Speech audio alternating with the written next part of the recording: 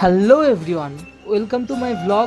আর আজকের ভিডিওটা হচ্ছে বকখালি পার্ট। এখন বাজে প্রায় রাত্রির 2টো আর আমরা সবাই উঠে যাচ্ছি নিচের ফ্লোরে, কারণ এখানে আমাদের এখন মেকআপ হবে। আর তোমরা জানোই আমরা এখানে শ্যুটের কাজে এসেছি, তো সেটার জন্যই আমাদের মেকআপটা হচ্ছে। তো এদিকে মেকআপ শুরু হয়ে গেছে অলরেডি এবং কাজ কমপ্লিট। আর এইটাই ছিল আমার ফাইনাল লুক। তো কেমন লাগছে তোমরা অবশ্যই কমেন্ট করে জানিও। আর এই যে অন্যদিকে চলছে বাকিদের মেকআপ, এই টাইমে ছিল ব্রহ্মা আর আমি এই সাইডে একটুখানি বসে ওয়েট করছিলাম বাকিদের জন্য। তো এদিকে আমরা সবাই মিলে বেরিয়ে পড়েছি আমাদের শ্যুটের টাইমে। এদিকে সকাল 7টা বেজে গেছে, তো সেই টাইমে আমরা বেরিয়ে পড়লাম আমাদের লোকেশানে এবং টোটো করে আমরা লোকেশানে পৌঁছে গেলাম।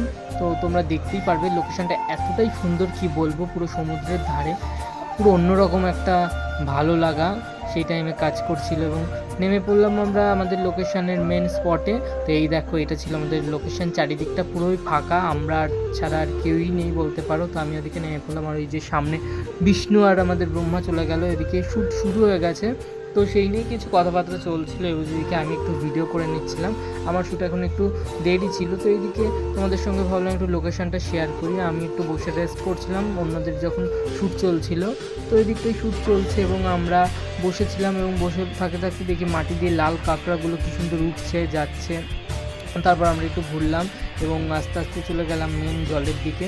তো তোমরা দেখতেই পাচ্ছ ওই জায়গা থেকে শ্যুট আমাদের অন্য জায়গায় শিফট হয়, তো সেখান থেকে আমরা চলে যাই অন্য সাইডে। ওইদিকে বিষ্ণু নিজে হাতে টুল নিয়ে যাচ্ছে, তোমরা দেখতেই পাচ্ছ। সাইডে বিষ্ণু আর ওই সাইডে ব্রহ্মা, যারা নিজেরা স্বয়ং স্বর্গ থেকে নেমে এসে এই জিনিসপত্রগুলো নিজেরাই বহন করে নিয়ে চলে যাচ্ছে। আর ওই সামনে শিব, যিনি ছাতা মাথায় নিয়ে যাচ্ছেন।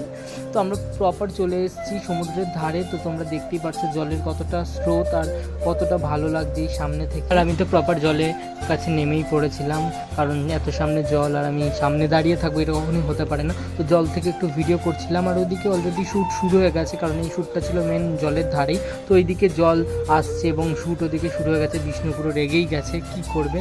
আর আমি ওইদিকে একটু জলের মাঝখানে দৌড়াচ্ছিলাম এবং ভালো করে ঘুরছিলাম, কারণ আমার এখনও শ্যুট প্রথম শ্যুট হয়ে গেছে এবং এরপর এই টাইমটা আমার কোনো শ্যুট ছিল না, তাই আমি একটুখানি ভালোভাবে ঘুরছিলাম।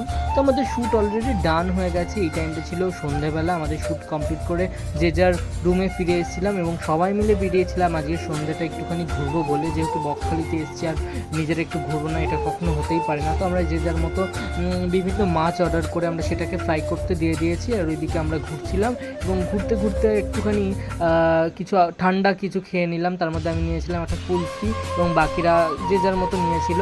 তো গলাটা ভিজিয়ে নিলাম, এটা ভীষণ গরম ছিল, তো কি করব। আর ওইদিকে আমাদের ঘুরে আসতে আসতে এদিকে সমস্ত কিছু কমপ্লিট হয়ে গেছে।